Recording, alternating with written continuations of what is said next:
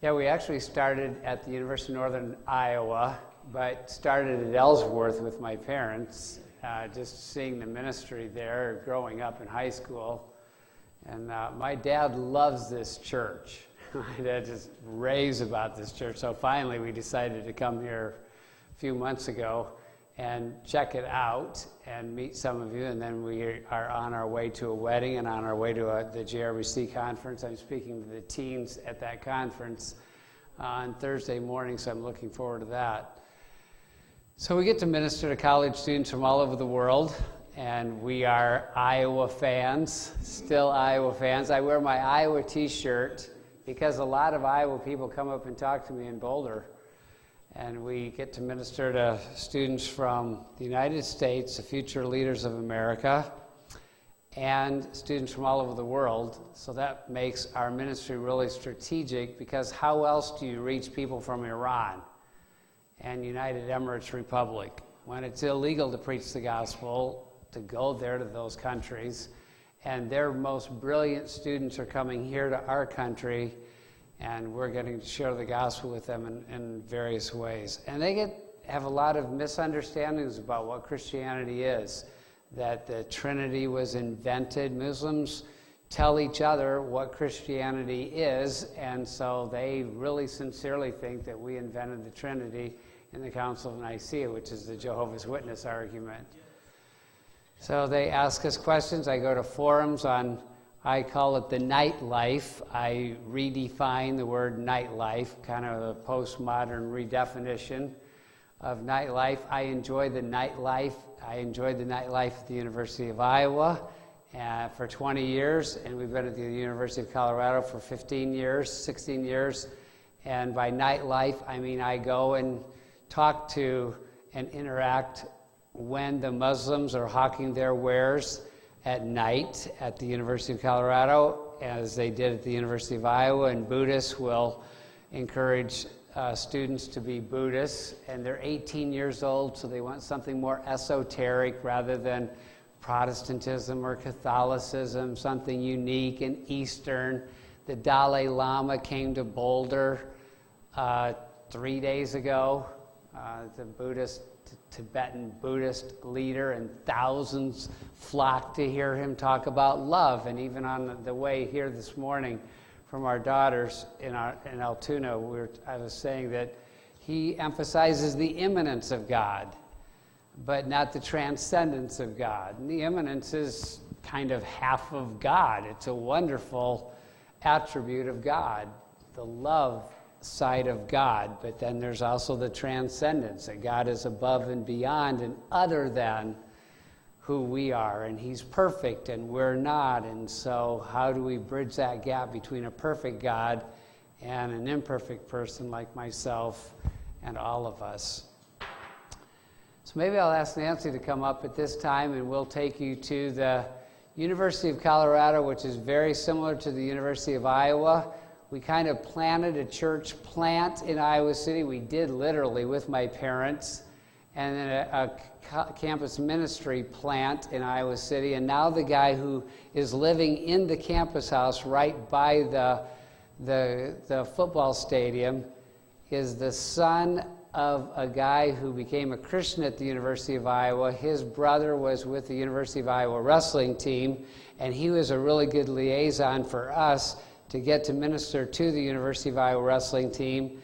And then Glenn got saved, and then his wife, his girlfriend, couldn't imagine how she could be a Christian, because Glenn said, "Tom, I want you to meet my girlfriend, and I want you to perform our wedding ceremony." And I'm thinking, Glenn, you just got saved. You're an Iowa, you have Iowa wrestling blood in you. You can't be a Christian because you're an animal. And so your girlfriend can't be a Christian. And so we sit in our living room, and she says to Nancy and me, "Have you ever heard of Awana?" And I said, "Yeah, I've heard of Awana, but how have you heard of Awana?" And she told us her testimony, and so we performed the wedding ceremony, and their son and his wife that he met at Faith Baptist Bible College are now ministering at the University of Iowa Hawkeyes. So we'll take you to the University of Colorado, hopefully. And what we do, and I'm trying not to talk too much before Nancy gets to say something too, but we sit at a table a lot and we ask questions. We have a bridge banner. We have Don't Forget the Most Important Book. And there are thousands of students that walk by our literature tables at the University of Northern Iowa, University of Iowa, now University of Colorado. Don't forget the most important book, and students are kind of like, what would that be? Oh, I know. And then this question draws more students than any other question. Can you harmonize the Bible and evolution? We try to kind of simplify that, and that is because Adam came from dust, and if that's true, then he could not have evolved from an animal. Atheists will agree with that statement, that if Adam came from dust, he could not have evolved from an animal. You can spiritualize the word dust, add scientific meaning to it if you want to, but the fact that Eve came from Adam's rib doesn't seem to have a whole lot of scientific meaning per se to redefine that. If she came from Adam's rib, then she could not have evolved from an animal. We work our way up through Thanksgiving. Can a loving God send the devil to hell? Then for Thanksgiving, or Halloween rather, now Thanksgiving, did you thank God for your food today? Have you thanked God that you can see, talk, think, laugh, etc.? Because there are lots of restaurants in the student union, so students are eating, flirting. Have you internalized the Christ of Christmas? I know it's harder for you to see it from there, but the students are walking right in front of our table. Sometimes students have actually taken a picture of this question, are you open-minded? Because the average 18-year-old is like, sure, I'm open-minded. I mean, I'm 18. Why would I not be open-minded? And then to Jesus being the only way to God. Biblical principles for dating. We're up to February roughly. What would Jesus say to Lady Gaga? For Easter, does your God love you? I thought about doing that with the Dalai Lama coming to the University of Colorado a few days ago, and it just didn't work out as we were getting ready for our trip out to come out this direction. But, the Dalai Lama didn't die on the cross. So are all religions the same? And that's what the Dalai Lama taught. According to the Colorado Daily, is that all religions basically teach the goodness of man. And I wanted to raise my hand and had I been there, I didn't want to pay the money to hear the Dalai Lama, but had I been, now I wish I would have gone. I would love to have asked the question, and I assume they wouldn't have had the Q&A, but they did. And I'd say, well, does Islamic fundamentalism, does that promote goodness? Because obviously it doesn't. So in other words, the Dalai Lama's worldview can't hunt. The glass slipper doesn't fit the Dalai Lama. And then we have a lot of other questions that we put at our literature table. And so as we move on, I forgot I have my own clicker.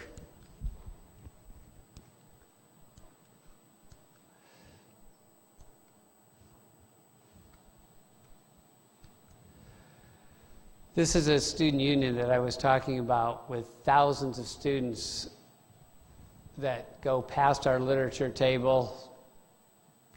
And students sit with us and we get to disciple them there. We have our literature that matches our questions. And I have that literature here. Sorry. That's such as how do we know the Bible is God's Word, biblical principles for dating, how and when did the universe begin, how do we know God exists, an intelligent discussion of intelligent design. And the question here is, the pictures, there's a rubber ducky, and then there's a bird there. Anybody know your birds? It's a finch. And the question is, does the rubber ducky need a designer? What's the answer? Sure. And so if the rubber ducky needs a designer, maybe the finch needs a designer, even Darwin's finch. What about suicide? A lady from our church in Iowa City got saved, had suicide in her background for her brother and her mom, and wrote this for us. And our church in Iowa City, Lloyd Miller was the pastor at the church that we were at in Iowa City. It was really neat the way that God used Lloyd in my life. I was a student at Faith Baptist Bible College, and he mentored me on hospital calling when he was at Faith, when he was here and at Faith. And then God led us to minister together there in Iowa City. Is Jesus the only way to God? Are all religions the same? On my picture that I have at the table, sometimes I have, are all religions the same? And Buddha's arms are like this, and Jesus' arms are like this. Well, Jesus' arms aren't the same as Buddha's arms because, Buddha's meditating, thinking about himself, and there are all kinds of Buddhist idols in Boulder and Iowa City and more in rural Iowa for that matter, and Jesus' arms are stretched out dying for my sins. The students love to go hiking, so we try to do all kinds of fun activities with them to try to get to know them better and have opportunities to share the gospel with them. And I meet a lot of students on the basketball court. That's a real window. It's not just an artificial picture right there. Those are the mountains. And when the University of Colorado recruits their students, the high school kids, they bring them to the gym, of course. There are 6 gyms there, and it's supposed to be about academia, but it's about sports too, of course.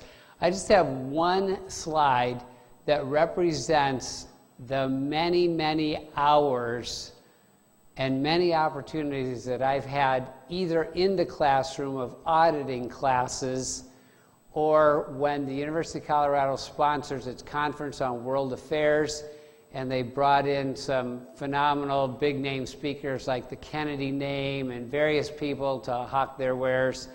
And I have opportunity then in the classroom to ask hopefully a Christocentric question, probably only one question. I don't want to be an obnoxious Christian, but just to help them realize that their worldview really can't hunt. We do Friday night activities. The students love to eat. We have about 100 students that come on Friday nights. All kinds of different activities on Friday nights. And this is a great way to get to know students. We never know who might come to the Friday night activities, and we've met some great students that way. Most of them are not Christians.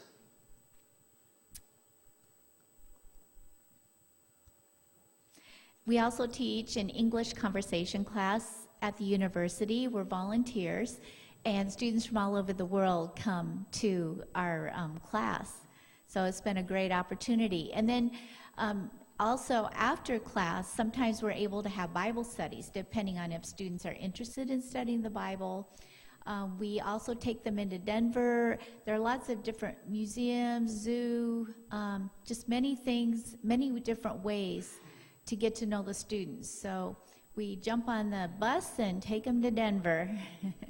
Including the art museum. The student second from the left is Vivian, and we had a Bible study right after our English class, and she would invite every lady that would come to our English class to her apartment for Bible study. Well, through that, she became a Christian. And the lady second from the right is Ping. And Vivian said to Ping, "Oh, you should come to Bible study today." And she's like, "Oh, I can't do that. After all, I'm a communist." And Vivian said, "Oh, Ping, you're in the United States now. You need to be more open-minded." Ping came to Bible study.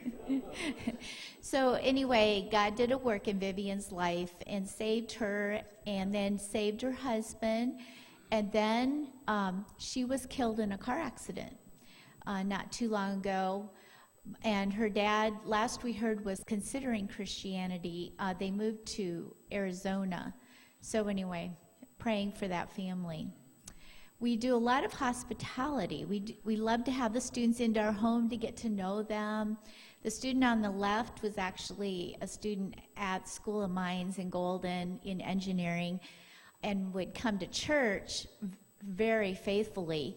but then he felt God was wanting him to go to Baptist Bible College in Clark Summit, so transferred there, and now he's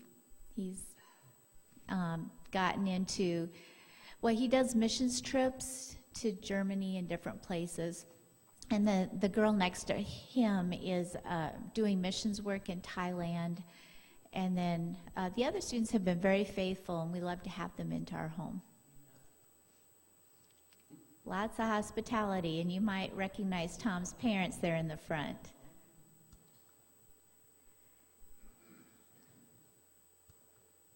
And have the students into our home for a cooking class, any opportunity we can to get to know them.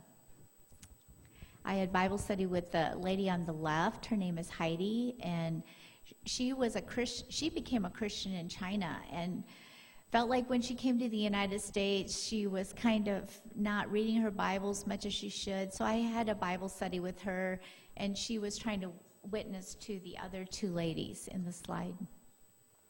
And I've been a music coordinator at church, getting students involved in music at the church, ways to minister to people, and this is Tim Gaffman doing an offertory.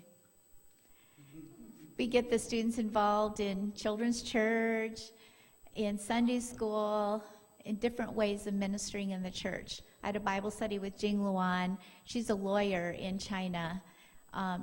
For a year and a half, I had Bible studies with her, but she never became a Christian. Edward and Emerald came to us as a young Christian, and we thought, oh, there's no hope for Edward. He's never going to become a Christian. But God worked in his life, and after 2 years of answering as many questions, he finally became a Christian. And I met Min Suk at our English conversation class and invited her to Bible study. She got saved, and then she shared with her husband, well, he had rejected Christianity for many years. He grew up in a Christian home in Korea, but after she shared with him, he became a Christian, and just so faithful to church and just wonderful people. And Jessica became a Christian and got baptized. Leanne, met her in English class. I had a Bible study with her, and she became a Christian, and then she shared with her husband Leo, and he became a Christian. So it's fun to see God working in lives. And then Luann on the right, also met her in English class, and then had a one-on-one Bible study with her, and then she shared with her husband Rong, and he became a Christian. And they have moved to Canada. And Tom had a Bible study with this guy, Tony, and he became a Christian, and his wife also became a Christian, and now they're busy serving the Lord in their Chinese church. This is their little baby. I also had the opportunity to go to China, and we met some of these students in the United States in our English class, and then we followed them back to China. They pampered me in China 1 year ago today, as of this weekend. And Kent on the left is maybe my favorite non-Christian of all time. He would drive his van to church, and then if I was speaking like clear an hour away, he would still take Chinese students to wherever I went to speak. So I just love Kent to death. He's such a good businessman, teaching at a very prestigious university in China. So I get to go see him, and then Hanson on the back, in the back, almost all of his students are PhD students in ionosphere, meteorology, stratosphere, all that kind of stuff. See, I still have my Iowa t-shirt. Once a Hawkeye fan, it's always like, what in the world? How do you let this Colorado kid beat the Hawkeyes in the Rose Bowl in the first play of the game? This is not right. So Yu Du is a student at Peking University, is like kind of Harvard University in the United States. Took us all over. My friend from church, Andy, loves the Chinese students. Got to see the Great Wall. Got to meet a lot of students. So advertising the Hawkeyes. And even though you think that religion is illegal in China, if you pay enough money, you can have your own Muslim mosque. We were with a missionary in China, Brian Rice. Our church supports him, and he took really good care of us. We met kids that he ministers to at various colleges.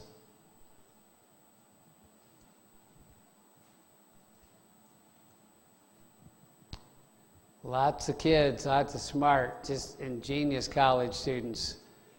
And they took such good care of us. Food everywhere. This is Kent on the right, who I mentioned before, who would drive the van full of other non-Christians, just wanting to know more about the gospel. His wife, when we went there, they got this private room for us, and his wife is now reading her Bible every day. Kent isn't. So I'm just praying, Lord, you have to save this guy with so much common grace. More common grace than a lot of Christians have. Just doesn't have special grace that Christians have. And Hanson and his wife took us to various places. Then when I was over there, I called, what's her name? Helen. And when Helen was in the United States, she came to church, and she was actually wanting to have a rendezvous with a man in the United States since her husband was back in China. And she came to church, and I said, "You can't, Helen, because God's word says you can't." And the tears are just coming down her cheeks. And she'd argue with me, and she'd cry. And then she'd argue with me, and she'd cry. And then a month later, God saved her. She went back to, and she said no to the guy that she was interested in here, and she went back to China, and she led her husband and she led her son to Christ. And she told me that on the phone when I was in China. We love this couple, Wayne and Paige, and just kind of like Nancy said before, the one girl Nancy had a Bible study with for 1.5 years. We just have a lot of stories with Paige. We went over, but they still are not Christians. But we went over to see them after they had been in Boulder, and they took great care of us as well and fed us fish, and we just picked whatever fish we wanted from the aquarium there in China. I mean, that's the way it works, and that's the fish that you get to eat. And just pampered us, and my suitcase broke, and she said, "Tom, that's okay. I've got a suitcase you can take back to the United States." And I said, "Well, then I'll pay you for it." And she said, "No, I'll go back to the United States, and then I'll fill the suitcase with clothes, and I'll bring my suitcase back to China." So, there's a proof that all women are the same, right? And we loved her daughter, Angel. Just so much fun. Even with Andy, my friend from my church in Colorado, we were in the back seat, and they're taking us everywhere, picking little cherries, and in the back seat, and she's trying to tickle Andy and trying to tickle me, and just lots of fun stories of being kind of like adopted grandparents to these Chinese kids.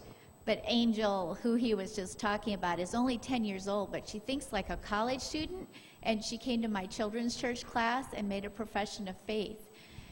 But she asks incredible questions. Again, after church, we either have students in our home a lot of times, or we take them out to eat. On the right is Josh and Yu. Yu we met 4 years ago. She became a Christian. Well, she was saved out of witchcraft.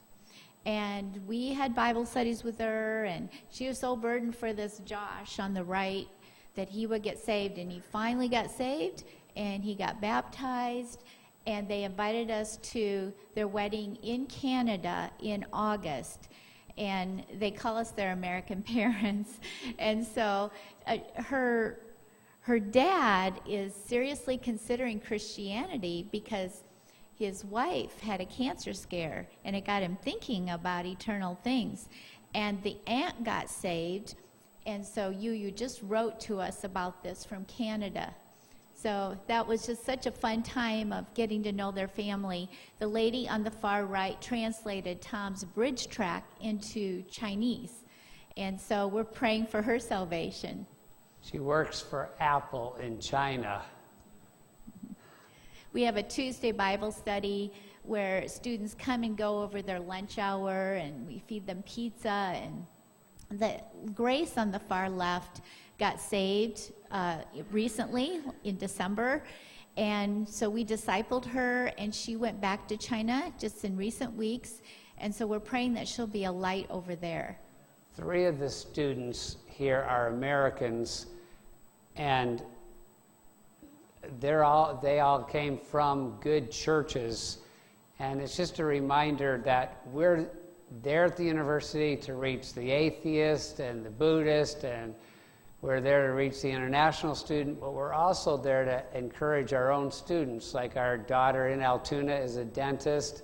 She got her degree at the University of Iowa, and so we want to be there for Christian students and encourage them to carry on the baton that they inherited from their parents, from their own churches, and just be lights on a very ungodly campus. And then Tom discipled the guy second from the right. His name is Robert. He's discipled him for 10 years. He was saved out of drugs and alcohol, rough background. And then Todd, who's sitting down in the middle, invited Grace on the far left to church. Well, Todd isn't saved yet, but it's interesting how she got saved, but he's still not saved from what we've heard. Some of our non-Christian students, several of them have brought 5, 10 non-Christian students to church. So it's always fun when non-Christians do the work of the ministry. That's not quite what Paul was saying in Ephesians when he's talking about the believers doing the work of the ministry. And this is still part of the Tuesday Bible study. The students come and go. So Rebecca, second from the left, we don't think she's a Christian yet, but she's still, just so faithful to Bible study. She thinks she's a Christian. She comes every Friday night. Yeah. But we don't think she's a believer. As she sits, she sat at a table. We sit at our literature table, and there are all kinds of tables in the student union, and she sat at a table. I won't even tell you what all they were hawking, but I'm just like, you're a very, very immature Christian and need to realize that all these women rights things that we wouldn't promote all the women's rights that you're promoting. But the guy in the middle, Todd brought the guy in the middle to church. And now Todd on the right is back in China, but the guy in the middle still comes to our church now and then. He's just crazy busy working on his PhD in chemistry. But the guy in the middle also, his dad died of cancer like just a couple weeks ago, and he was able to go back to China for a month to see him, and he read our bulletin to his dad and explained how he wanted to become a Christian, and his dad thought that was a good idea. So we're really praying for Dewey and Demi that they'll become Christians. And we have a Christmas party in our home every year, and Tom is able to share the real meaning of Christmas. We reach out to Malaysians. They had their New Year in February, and they invited us. As we watched the Super Bowl at the university, met a girl from Malaysia. She invited us to the New Year Malaysian party. So we're just constantly trying to be with non-Christians somehow at a Super Bowl party, on a basketball court, in the student union, in the music building, just various ways. We eat in the dining hall with various students. And Apple comes to our English class, and we're praying for her and her husband. This is Dewey's boss. And I sat with him one time because he was eating in the dining hall and he was just there, and his friend was Jewish from Jerusalem, and it just took seconds before we were talking theology. He said, the Jewish guy said, I think that the hope for Israel is political. I'm just like, what can I do to not laugh? Because I don't want to be rude to this guy. But you could take Christianity from me and my Bible from me, and I still would not think that the solution to Israel is political. So I said to him, you already know I'm a conservative Christian, and I think the only solution for Israel is the Messiah. Although there may be Band-Aid solutions in the meantime, and I'm for them. I just am not really for a Band-Aid long term. Here we're making dumplings together. The students love to make dumplings. Yeah. And they're so good to eat. So if you think that the life of a missionary is just always torture and painful, it's like, no, Chinese dumplings. I hope our lunch today is as good as those Chinese dumplings. Yeah. I'm not worried. I think we're going to get chicken on the grill. Kim and Kira, we've built a very close relationship with them. One of our main goals is to get the students to church. And Kira and her two kids have been coming to church very regularly. June and Kate both made professions of faith in our children's church class. And so now we're praying for Kim and Kira to become Christians. And they just got back from California, and Kira still came to our Bible study on Tuesday. Mm-hmm. I think she was exhausted. It was her opportunity to get away from her kids. We went to a car show in Golden, Colorado. Anybody know what that car is? Yeah. I remember when my dad was speaking 2 months ago, give or take. He was talking about 1965. He was reaching out to college students at Ellsworth Junior College, and he had a picture of a Mustang convertible. And I'm thinking, Dad, if you would have just invested your life, into those Mustangs back in 1965, but instead he invested his life into people, And those people are still living for the Lord decades later, and this church, God used this church to encourage and help my parents for decades reach out to students. In fact, we have an anniversary coming up, a 50-year anniversary coming up at the University of Northern Iowa around at the end of July. And all kinds of people are coming from all over the United States to honor the work of God in their lives. But anyway, Kim and Kira loved the car show. And we went to the zoo with them and had a great time seeing the animals. And we were explaining the animals, how amazing God's creation is. And Kira was like, I've never thought about that, about the creation and tying the zoo in with how God created the animals. So we just keep giving her a little bit more light. And here's June and Kate, and like I said, they made professions of faith in children's church. After the lesson, I let them draw pictures on the whiteboard of the lesson. They love to draw the pictures.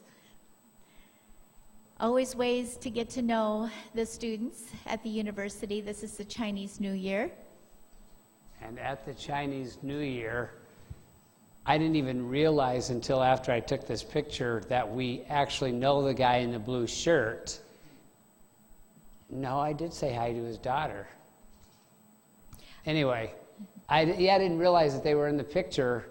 But anyway, the mom isn't in the picture, but here she is, Ibtihal, and she's on a poster. Yeah, Ibtihal was going to give this speech about Muslim women at the university, and she must have invited us 5 or 6 times on email and just reminding us she was going to give this speech. And so we went to her speech, and so as a result of that, we've become very good friends, and now I meet with her every week and help her with her English, and I'm just really praying for her salvation. She's so sweet. I just really love her, and we've gotten to become very good friends. It's interesting because the University of Colorado sponsored her speech. But the reason why they did that is because Islam is not a religion, it's cultural. It's like, hello? I mean, am I the only one that disagrees with that? Are Christians, right-wing Christians, the only ones that disagree with that? I thought Islam was a religion. I guess I'm just more biased than what I realized. And like I mentioned, one of our main goals is getting the students to church. And after church, we took this picture of the 3 Angolans who have been very faithful to coming to church. And so we're trying to, we think they're young Christians, very young Christians, but would like to see them keep growing spiritually. And Kira on the left and her 2 kids. And we went out for lunch on this particular day after church. And these students have recently started coming to church. Vincent in the middle and his wife, Emily. We've just gotten to know them in this last month, and they've been coming to church regularly, and I've been helping her with English and have had Bible studies with her, and she comes to our Tuesday Bible study now, and then Dwayne and Demi on the right. And then these people in the last month also we've just gotten to know, and they've been coming to church regularly now. Mary and Victor and Hong and Michael. Last Sunday I taught John 3:16 to them. They didn't know how to find. They don't know the difference between Old Testament and New Testament. They've never heard of John 3:16, never heard the gospel. So there's great opportunities to, again, evangelize students who are, we call them students, they're actually professors back in China. Yes, and Mary, we had a great chance to share the gospel with last Sunday. And then our family, we have 4 daughters. Ariane is in the burgundy, close to the top, and her husband helps Tom write the brochures that he showed you.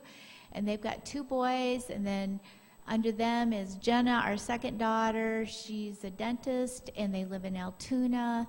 And then Chelsea is on the far bottom. The other one is Kayla, and her husband is a pastor in North Glen, Colorado. So really, and the one person who's not in this picture is my dad and my mom, who passed away a year and a half ago. But for you to invest your lives into my parents means that you have also invested your lives into all of these people as well. If you think about it, we would love it if you would pray for us. And I don't know if anybody wants to help us, but Nancy and I are saying on this trip, when we go to Chicagoland and Ohio, we are wanting to recruit some people to help us, because we're not going to last probably more than another 100 years at the university. The fruit is ripe unto harvest. Do you have any questions? You ask simple questions, I can answer them, and you can ask Nancy the hard questions. Yes? When your students come to church with you in Colorado, do they come to your local church? Do they go to a Chinese Baptist church?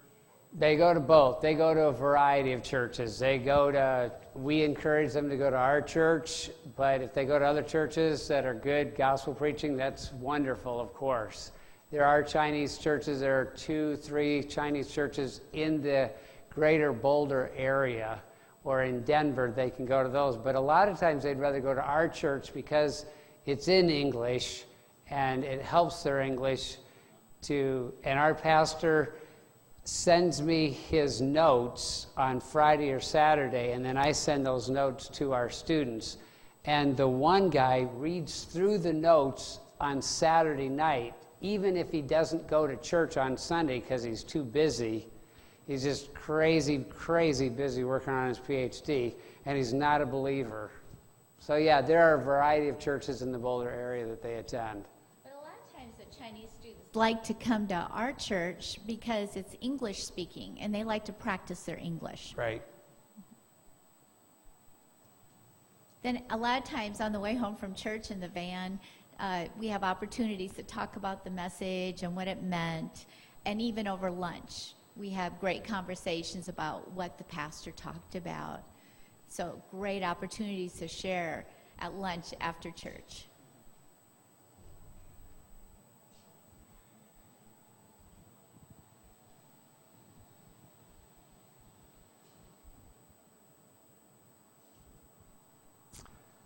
I spend a lot of time doing what I call apologetics. Apologetics is defending the gospel.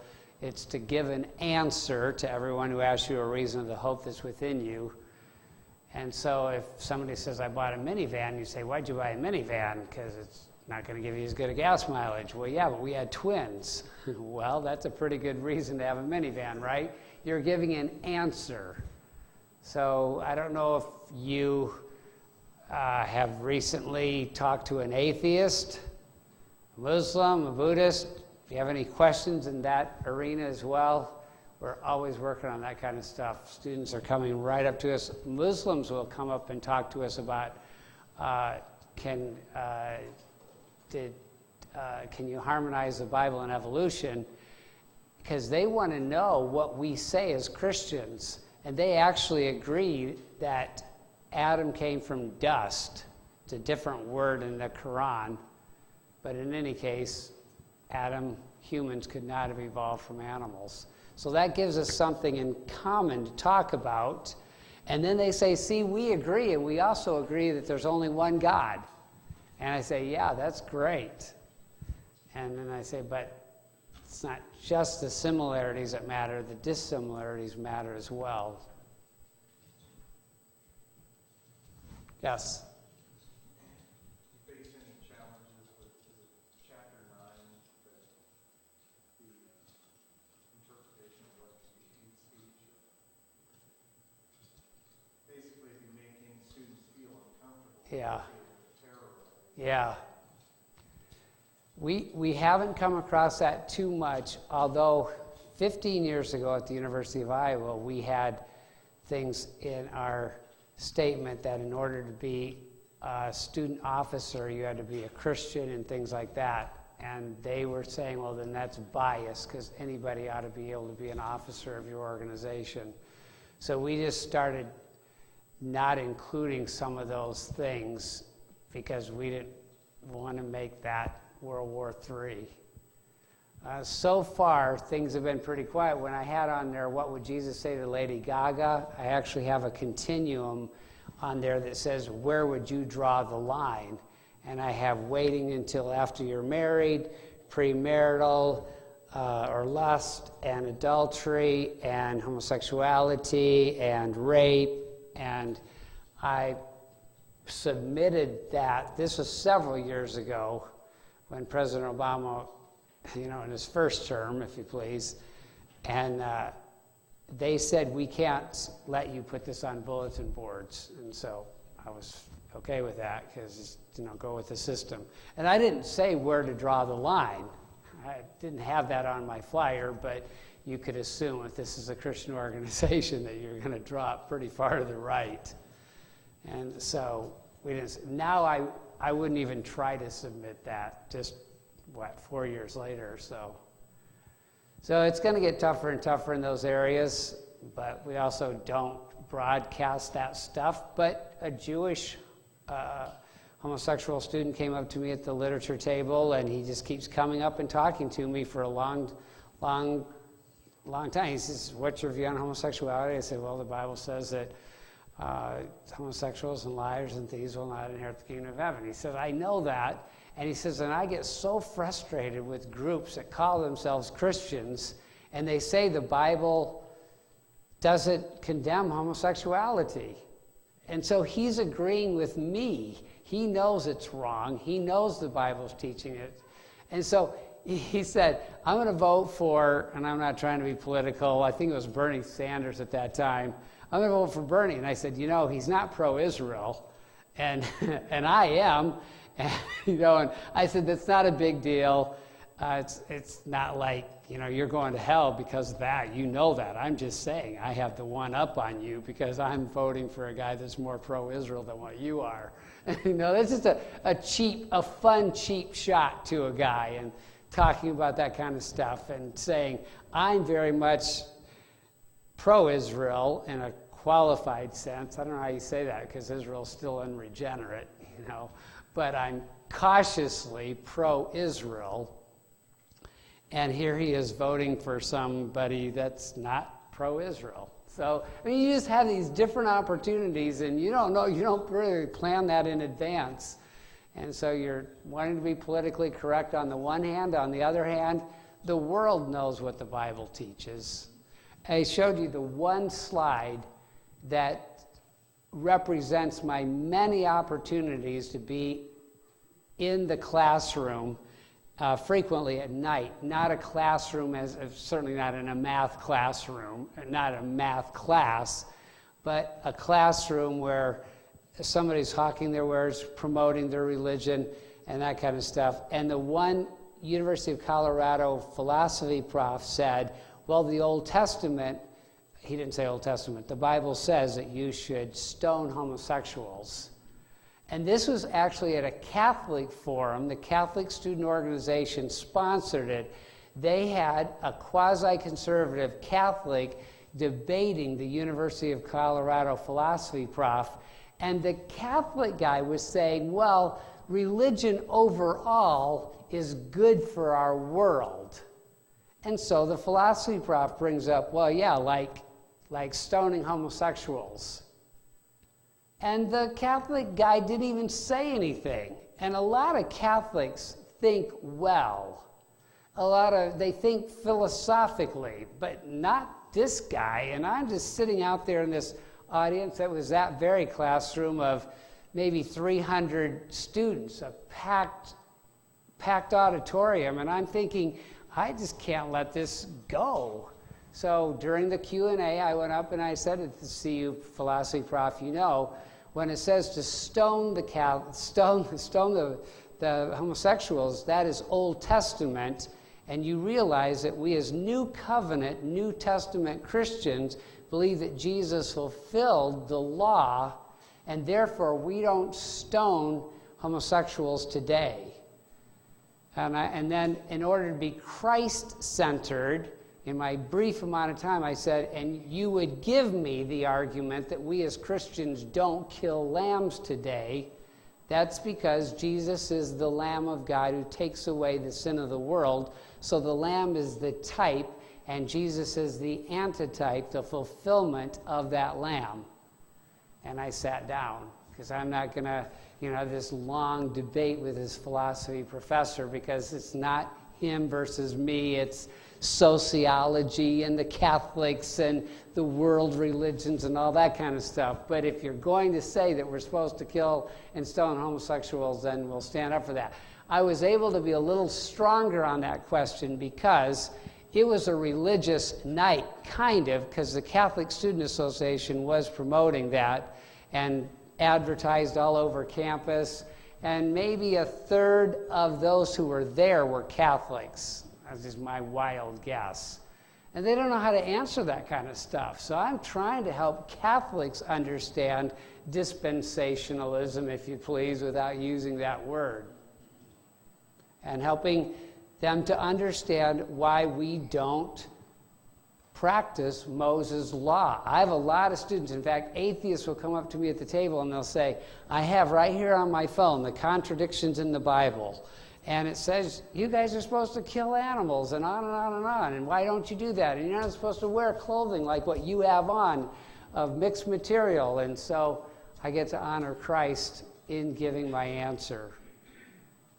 Trying to be politically correct as much as possible, and yet not being ashamed of telling them where God draws the line, the transcendent value setter. Who decides that rape is wrong? Well, you think rape is wrong. I talked to the atheist girl recently at her table. You know, they come up to me at my table, so I went up to her at her table, and I said, who says rape is wrong? I said, I'm a father of 4 daughters. I'm opposed to rape. You're opposed to rape. We agree with each other. I'm not arguing with you, but who decides that we're right and the rapist is wrong? Well, a transcendent value setter, God decides that. It's not the majority. We agree on this one. Not the majority on homosexuality. It's not the majority of living with my girlfriend before I'm married. It's not up to the two of you. It's up to God who created you, and he knows how your body functions best. 1 more minute. So I can't give a long answer. Wow. Chelsea's like, that can't even happen. Well, yes. I see a lot in pictures of Chinese and all the other foreign students. Yeah. Where's the American? Yeah, we are not reaching American students like what we did at the University of Iowa. We got to minister to marching band and volleyball girls and just a variety of University of Iowa wrestling team, the softball girls. We spent a lot of time with a lot of softball girls. We just feel like God has led us to reach more international students than American students. It just is working that way. There are other organizations like Campus Crusade, Navigators. They're reaching the 18-year-old college students better than what Nancy and I are. And we're just really busy with the atheists, debating them, and international students, parenting them and grandparenting their kids. And you don't see any pictures of the American atheists that Tom works with because they don't want their pictures taken. But there are other students. I don't know, we should have Sophia in there. She's just, her major is piano, came to us as a Christian, and at the end of last year, March, April, she brought her unsaved roommate to church. So they're just different American students that we're ministering to in different ways, but not nearly as much as international students. I do think it's also more difficult in a post-Christian era for you and for us to reach Americans, but that's not an excuse to not share the gospel. Noah shared the gospel. He was a preacher of righteousness, and nobody got saved. So God wants us to preach the gospel whether people become Christians or not. So much for my short answer. Thank you. Good job. Yeah, thank you.